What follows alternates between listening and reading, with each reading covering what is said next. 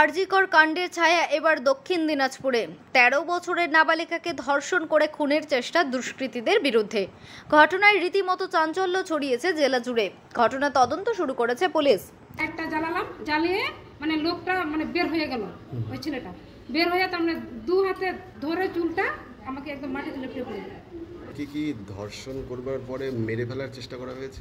হ্যাঁ হ্যাঁ, মেরে ফেলার চেষ্টা হয়েছে। কি তার সঙ্গে ধর্ষণ হয়েছে? দর্শন তো হয়েছে। বর্তমানে গুরুতর আহত অবস্থায় গঙ্গারামপুর সুপার স্পেশালিস্ট হাসপাতালে চিকিৎসাধীন রয়েছে ওই নাবালিকা। নির্যাতিতার পরিবারের অভিযোগ, ধর্ষণ করে খুনের চেষ্টা করা হয়েছে ওই নাবালিকাকে। ধর্ষিতার পরিবার সূত্রে খবর, ওই নাবালিকা পঞ্চম শ্রেণীর ছাত্রী। বুধবার রাতে নিজের ঘরে পড়াশোনা করছিল ওই নাবালিকা। পড়াশোনার শেষে নিজের ঘরে শুয়ে পড়ে সে। রাত্রি ১টা নাগাদ হঠাৎই মেয়ের চিৎকারে জেগে ওঠেন নাবালিকার মা। ঘটনার পর নাবালিকার ঘরে মা ঢুকতে গেলে দেখে অজ্ঞাত পরিচয় এক ব্যক্তি নাবালিকার মাকে ধাক্কা দিয়ে ঘরের থেকে বেরিয়ে যায় বলে অভিযোগ। এরপরই ঘরে ঢুকে নাবালিকাকে অচৈতন্য অবস্থায় দেখতে পায় তার মা। ঘটনা জানাজানি হতেই ব্যাপক চাঞ্চল্য ছড়িয়ে পড়ে এলাকায়। ঘটনার পর প্রথমে নাবালিকাকে রশিদপুর গ্রামীণ হাসপাতালে ও পরে গঙ্গারামপুর সুপার স্পেশালিস্ট হাসপাতালে নিয়ে আসা হয়। বর্তমানে সেখানে চিকিৎসাধীন রয়েছে নাবালিকা। ঘটনায় নাবালিকাকে ধর্ষণ করে গলা চেপে খুনের অভিযোগ তুলে সরবর হয়েছে নাবালিকার পরিবার। এই বিষয়ে নির্যাতিতার মা ও বৌদি জানান, ঘটনার খবর পেয়ে ঘটনাস্থলে ছুটে আসে মহকুমা আধিকারিক দীপাঞ্জন ভট্টাচার্য, গঙ্গারামপুর থানার আইসি শান্তনু মিত্র সহ অন্যান্য পুলিশ আধিকারিকেরা। ঘটনা তদন্ত শুরু করেছে পুলিশ। এই বিষয়ে মহকুমা পুলিশ আধিকারিক দীপাঞ্জন ভট্টাচার্য জানিয়েছেন, ঘটনা ঘটেছে এবং কি শুনলেন ও কি দেখলেন? বংশেরই একটা আমরা একটা এখনো খুব প্রিলিমিনারি একটা রেপের কমপ্লেন এসেছে, একটা আদিবাসী মাইনর মেয়ে। খুব আর্লি স্টেজে ইনভেস্টিগেশন চলছে। হ্যাঁ স্যার, কাউকে কি আটক করেছেন এখনো পর্যন্ত? এখনো কি কাউকে আটক করেছেন? না, জাস্ট ইনিশিয়াল স্টেজে কমপ্লেন দিলাম, এখন আইডেন্টিফাই করার। এদিকে ১২টা ১টার দিকে মেয়েটা করছে। তারপরে বললাম মেয়েটা স্বপ্নে এরকম করছে নাকি। তারপরে আবার ওর গোলাধুড়ি দেখে আমি গোটা লোককে ডাকলাম। আপনার মেয়েকে কি?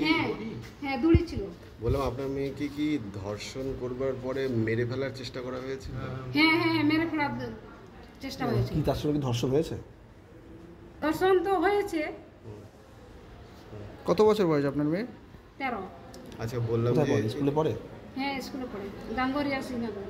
আচ্ছা, বললাম এতে কোথায় নিয়ে গিয়েছিলেন তারপরে? না, তারপরে কোথায় নিয়ে জানি, বাড়িতে ঘরের ভিতরে। আচ্ছা, তারপরে কি হাসপাতালে নিয়ে গিয়েছিলেন?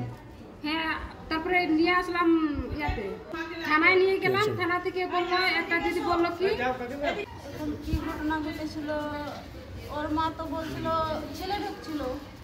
এখন ছেলে তো দেখছিল, চিনতে পারে না। এখন ওর কিছু আমি তো জানি না। ঘরের মধ্যে? ঘরের মধ্যে, নিজের ঘরের মধ্যে? হ্যাঁ, নিজের ঘরে আর কি, ওদের ঘরে। আচ্ছা, আপনারা যখন উদ্ধার করলেন তখন কি করা হয়েছিল মেয়েটার সাথে? অজ্ঞান ছিল। কি করা? মেয়ের সাথে ওই তো ধর্ষণ, গলায় দড়ি ছিল। তারপরে চোখ কেমন যেন ডাকলাম, কোনো ইয়ে নেই।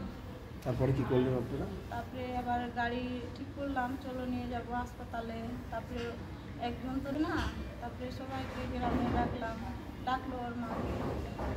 তারপরে সবাই মিলে তাকে নিয়ে আসলাম।